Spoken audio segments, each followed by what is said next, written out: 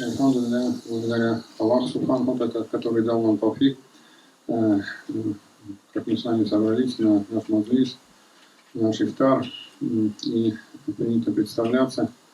Я недавно, относительно недавно, правда, наверное, несколько лет, да, в этом плане, имам Ахунд Центрального духовного управления мусульман России, который в центре Уфе, по работе с верующими и военнослужащими.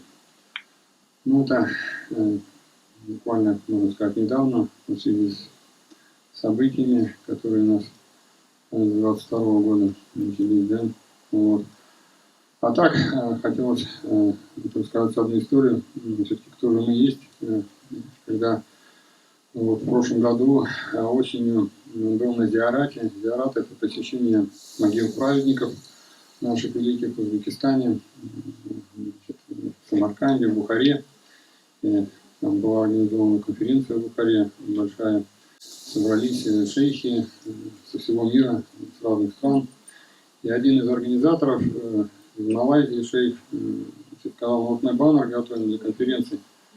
Не могли бы там, значит, для баннера что-то, значит, такое нам дать, для баннера конференции, что? Я думал, баннер конференции надо что-то взять такое и представить себя в этом плане. Я, наверное, я Центральное духовное управление мусульман представляю, поэтому я представился, думаю, как от Центрального духовного управления мусульман. И как-то шейх говорит: ну а еще может быть что-то. Чувствую, что-то как-то так. Значит, хотелось, наверное, шейху, может, другое услышать. Но, думаю, конференция все-таки научная конференция, там научное сообщество, если думаю, но заведующий отделом исламских исследований Института стран СНГ, наверное, подходит. Значит, это организаторы, значит, конференции не совсем скис немножко там. Я чувствую, говорит, ну а еще что может быть есть? Ну, я говорю, ну, что есть, что? Я думаю, я преподаватель науки хадиса, тогда науки хадиса, сейчас еще науки тафсира в медресе Расули. Он говорит: во, вот это, говорит, самое во, говорит, давайте мы это сделаем, поставим. И поэтому мы не раз придаем значение каким-то своим регалиям, но на самом деле вот и наш Рамадан Карим учит тому, чтобы мы задумывались о вечном. Действительно, знание исламских наук, ислама вообще, основ ислама, да, оно важно для мусульманина, да, оно является фардом. Говорят они, да, что вот, согласно хадису, что ищите знания от колыбели до могилы. Есть хадис такой, да, от нашего пророка, саллаллаху алейхи ва саллям.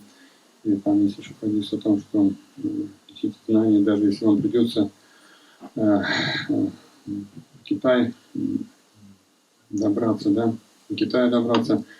Но имеется в виду не информация, не светские знания, которые на Урду не помогают жить, а имеется именно знания религиозные. То есть мусульманин должен знать то, что обязательно ему знать для того, чтобы выполнить перед Всевышним свои фарды, свои обязательные действия. Это, наверное, очень важно. И алхамдулилля, благодаря вот Аллаху Субхану ва Тааля, мы с вами последние, можно сказать, дни и ночи месяца Рамадан встречаем, проводим, и как раз в это время самое баракатное, самое благословенное Аллахашка для того, чтобы попытаться именно в это время над собой поработать, себя очистить в этом плане. Что нам предстоит, возможно предстоит, а возможно уже ушло, да, что вот, как сура Аль-Кадр, предопределение, да, была прочитана о том, что, возможно, одна из ночей, которые предстоит или уже прошла, да, Аллаху алим, Аллаху лучше знает, она имеет особый баракат, особый вес, как и вся последняя декада, Рамадан, да, это декада, последнее избавление от огня ада.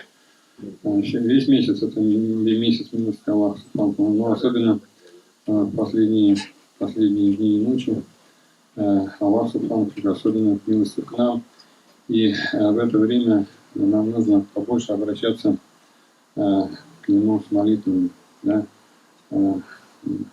Дуа уль-муххуль убад, да, дуа это суть поклонения, то есть наше дуа, оно само по себе является поклонением, даже если мы не делаем намаз, кто-то, может, не держит пост, еще не готов, даже там не выплачивает закят, да, но само по себе дуа, просьба к Аллаху Субхану ва Тааля, оно является поклонением.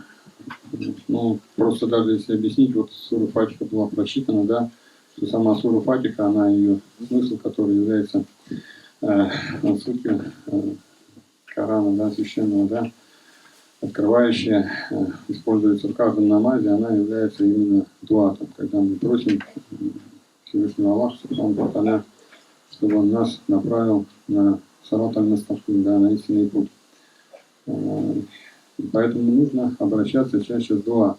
В эти благословенные, особенно ночи, месяц Рамадан, именно Лайлятуль Кадр, да, который, возможно, является каждой из 10 ночей месяца Рамадан по одним хадисам, по, значит, мнению других ученых, которые изучали хадисы, и это нечетная ночь, да, какая-то. Среди них выделяется также особо нечетная ночь, 27-я ночь, которая еще предстоит нам, да, поэтому, но правильнее каждую ночь обращаться и считать ее Лайлятуль Кадр и обращаться к Всевышнему. Так вот, наш пророк ответил, что лучший дуа в эту ночь это является Аллахумма иннака афуун тухиббуль афуа фафуани. Аллахумма иннака афуун тухиббуль афуа фафуани. Аллах, Субхану Тааля, ты прощающий. Аллахумма иннака афуун тухиббуль афуа, любишь прощать. Фафуани, так прости же меня. То есть вот это дуа достаточно, оно короткое, но, правда, может быть непростое для произношения, но с ним желательно именно в эту ночь обращаться, точно так же, как и обращаться и своими словами после этого. Это очень важно. Что еще нам предстоит? Мы накануне праздника, великого праздника Роза Байрам. И что тоже является у нас в этом плане фитр садака, наверное, слышали, да, все фитр садака, что до праздника, это можно с начала Рамадана делать, да, желательно именно фитр садака выплачивать. И становится вопрос, нужно знать, да, разные мнения есть, разные цифры дают, да. Вообще к нам это пришло в измерении именно измерение веса продуктов определенных, да, там ячменя, там муки, и минимальная сумма составляет, значит, пополним, это 300 рублей приблизительно, значит, по одним, значит, по другим, значит, расчетом другой, там муки, допустим, это 100 рублей приблизительно, там с небольшим. То есть это вот минимум, который выплачивается, да, но устанавливается сумма больше, то есть если больше устанавливается, то это можно оплачивать, но просто у некоторых людей иногда бывает такой суммы нет, и поэтому они иногда вообще могут не платить. Поэтому я вот эти знания, которые не сам придумал, на сайте нашем, тоже на Центральном духовном управлении мусульман России, старейшего духовного управления мусульман России, который, кстати, в Москве, к сожалению, очень представлено, фактически совсем почти не представлено, да. Вот, поэтому я вот это довожу, а так устанавливаются и другие суммы. Что еще важно тоже знать, что существует также помимо этого закят. Закят это не просто сунна, это столб ислама, да, один из 5 столпов ислама, то есть это обязательный факт, можно сказать, для того, у кого есть соответствующая сумма там в таком, ну не только сумма, там это может быть и значит, ценности, драгоценности, которая каким-то грузом там может быть себя лично, может быть где-то на банковском счете, да, это сумма, которая измеряется, тоже исчисляется в конкретном весовом выражении. В весовом выражении золота либо серебра. Золото либо серебра. Так вот, и золото сейчас оно растет недостаточно, и то же самое сумма этого закята, она меняется. Постоянно ее тоже желательно отслеживать. Почему? Потому что вот мы раз можем стать обладателями вот именно этой суммы в закате. И с этого момента, когда мы стали обладателями этой суммы, нужно сразу же сделать, как говорится, стоп и сделать, можно сказать, засечку в календаре и начинать отсчитывать. Ну вот для примера, правда, это вот данные на момент публикации это на сайте. Я сейчас точно не могу сказать, но приблизительная сумма, да, она достаточно большая. Это НИСАП называется, минимальная сумма, с которой положено исчислять закат. Это 2,5%. Она вот по тем данным, значит, 991 872,65 рублей, да, вот. То есть это почти миллион, то есть большая сумма. Это по золоту, да, И по стоимости серебра это 123 806, да, вот. Поэтому, соответственно, каждый, кто имеет достаток, вот он отчитывает вот именно с этого момента в течение целого года. Если, значит, год прошел, это не обязательно должен быть Рамадан, год прошел, значит, ровно год, лунный год, кстати, имеется в виду лунный год, и, соответственно, смотрит человек, сколько у него, значит, вот в этом выражении сумма, сверяясь с курсом стоимости золота, серебра, в зависимости от того, что он будет платить. И, соответственно, тогда он прикидывает, он может это выполнить свой фарт, или же такой обязанности на нем нет.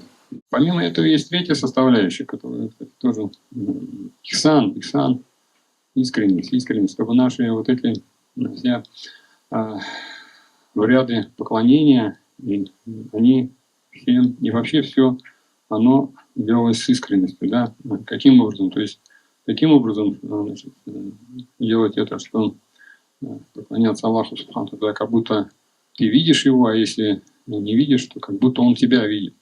И каким образом выработать себя, тоже есть наука, тасауф или суфизм называют, который у нас некоторые заблудшие секты современности, как в Фетве, значит, сказано нашей российской одной, отвергают порой. Это очень тоже важная составляющая. И нужно, конечно, стремиться всеми силами как раз именно в себе эту искренность воспитать. Потому что если мы воспитаем в себе эту искренность в своем поклонении, даже не делая, может быть, и обязательные предписания, да, даже в повседневной жизни, то Аллах Субхану может смилостивиться, и мы ко всему этому можем прийти. Точно так же, как вот по нашему мазхабу имама Абу Ханифы, которому придерживаются татары, шкиры, татары, ну и азиатские наши братья, да, с Центральной Азии, Казахстана, мы не вправе возноситься над другими, ни по национальности, да, ни по религии тоже. Потому что бывает так, что человек и задает такие вопросы, вот, говорит, почему, говорит, так происходит, что, казалось бы, мусульманин, да, вот он мусульманин, да, но вот он такой, да, вот он такой. А вот смотрите, говорит, вот он совершенно другой религии, может даже атеист, Аллах спасен, да. Но вот он вообще идеальный человек, вот он только добро делает, от него ничего нет. Вопросы задает, и на это тоже есть ответ, да, что не надо гордиться, и иногда даже этих людей считать там не мусульманами, иншаллах, что называется, да, вот как говорится. Потому что, иншаллах, благодаря вот их праведности, можно сказать, Аллах Субхану ва Тааля, в их последний миг Он может смилостивиться над ними. Они в этот последний миг, который для нас всех самый важный, он может уверовать и попасть на вечный рай. А в то же время мусульманин, казалось бы, который все выполняет и исполняет, он может в последний момент усомниться и вечно оказаться в аду. Все в руках Аллаха, субхану ва тааля. Поэтому очень важно именно искренность в себе воспитывать. Это очень важно. И хотелось также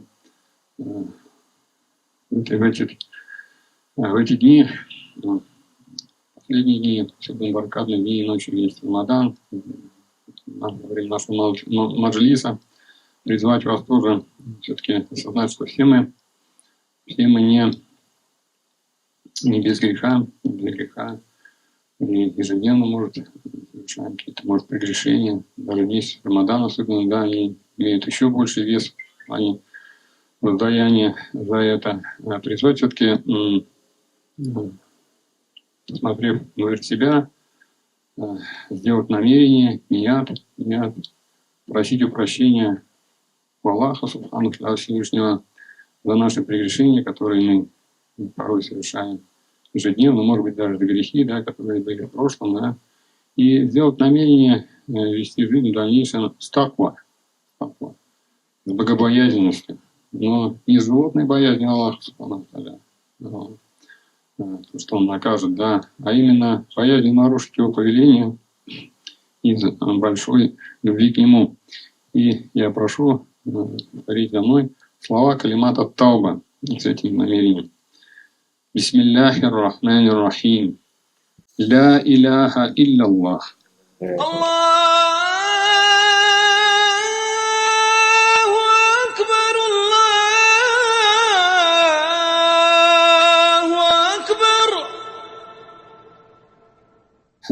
Я предлагаю вам такую элементарную, полезную, такие магмулат, ежедневные действия, полезные, особенно в месяц Рамадан.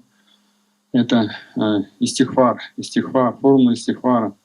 Есть, вы знаете, формула астагфируллах, да, но есть чуть астагфируллах рабби мин кулли дамби ва атубу илей.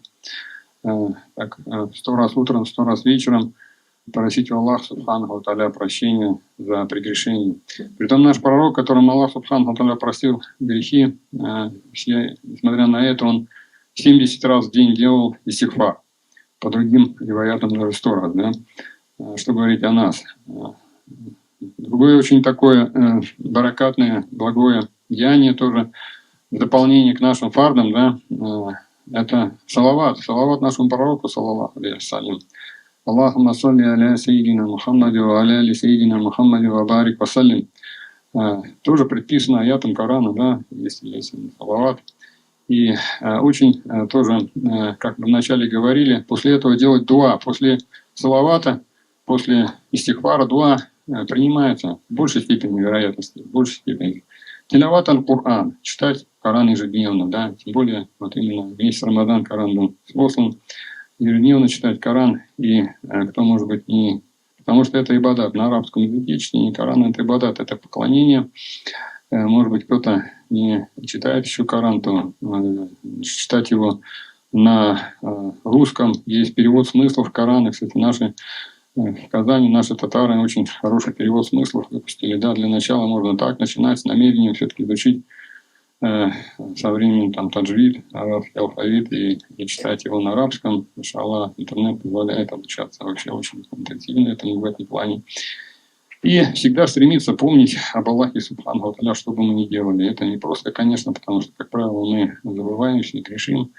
Наши праведные предшественники, вот как раз есть Бухары, которые я упоминал, они говорили, что единый момент, значит, который мы провели в состоянии гафлет, в состоянии забывчивости об Аллахе субхану ва тааля, приравнивали его к моменту куфру. Поэтому важно, как это сделать. Это не просто... Вот, мы все знаем, да, что есть тоже два из сунны нашего пророка, саллаллаху алейхи ва саллям, по всем поводам, по любым поводам, при выходе из дома, когда садитесь в машину. когда входите в мечеть, выходите и так далее. Есть дуа маснун, их можно выучить. Но есть простое бисмилля. Любое наше начинание, любое действие начинает с бисмилля. Как правило, мы привыкли, что это мы трапезу начинаем с бисмилля, да. Но вот это тоже очень можно использовать, чтобы возвращать себя к Аллаху Субхану ва Тааля. И поминать Аллаха Субхану ва Тааля сердцем. В соответствии с аятом Корана «Вадкур исма раббика фи нафсик». И поминай имя Аллаха, Аллах, да, сердцем, фи нафсик, внутри себя, для себя, сердцем. Выделить для этого 5, 10, 15 минут в день хотя бы, значит, очистить свою, уединиться, очистить голову от всех мыслей посторонних, сосредоточиться на Аллахе Субхану, на своем сердце, может сказать, на физическом сердце даже, да, вот, и закрыв глаза, сделать намерение вначале, что нур от Аллаха Субхану очищает ваше сердце, оно само говорит Аллах, Аллах, Аллах. Только слушайте. Очень полезный зикр, и помогает в жизни. И рабита связь, в соответствии рабита тушейх, это называется в соответствии с аятом, в соответствии с хадисом улама варакатуль амбия, да, что знающие люди, улама, это наследники пророков, алейхиссалям. Поэтому это очень важно, и наши с вами встречи, наши маджлисы, которые были до этого и которые вам предстоят, они как раз вот из разряда этой рабиты. И я тоже как вот, обычно на встречах наших, когда у меня еще не было молитвенника для полковых имамов, который я забыл с собой взять, я обычно на принтере у себя на работе отпечатывал молитвенник, очень коротенький такой, элементарный молитвенник. Ну и то же самое с Мукбулат, который я вот сейчас перечислил там, да. Соответственно, когда не было, я вот бойцам такие молитвенники раздавал, чтобы они могли их сложить там, если там на передовой или где-то вообще там не здесь мало служат, из срочной службы, там, их просто использовать, может быть. Вот. Плюс некоторые задаются вопросом, ну вот мы не делаем фарды, и как же так, значит, нам сначала фарды надо делать, зачем? Ну, знаете, есть разные методики, да. Если делать вот эти, казалось бы, простейшие вещи ежедневно, то человек, он приходит и к намазу, и к посту, и хадж совершает, иншаллах. Поэтому это очень важные вещи. Ахиру давана, альхамдулиллахи раббил алямин. А сейчас у нас, вы знаете, так случилось, что вот буквально остается 4 минуты, да, 4 минуты до ифтара. И вы знаете, вот этот момент, и так случилось, тоже, может, неспроста случилось, что именно 3 минуты осталось, 3 минуты даже сейчас, да, это очень и очень баракатное время, когда именно дуа принимается. И поэтому я тоже предлагаю сейчас, значит, сделать дуа, просить у Аллаха Субхану ва Тааля все, что хотите, иншаллах. Иляхи амин. Бисмиллахи рахмани рахим. والصلاة والسلام على سيدنا محمد وعلى آل سيدنا محمد وبارك وسلم. الله أكبر الله أكبر أشهد أن لا إله إلا الله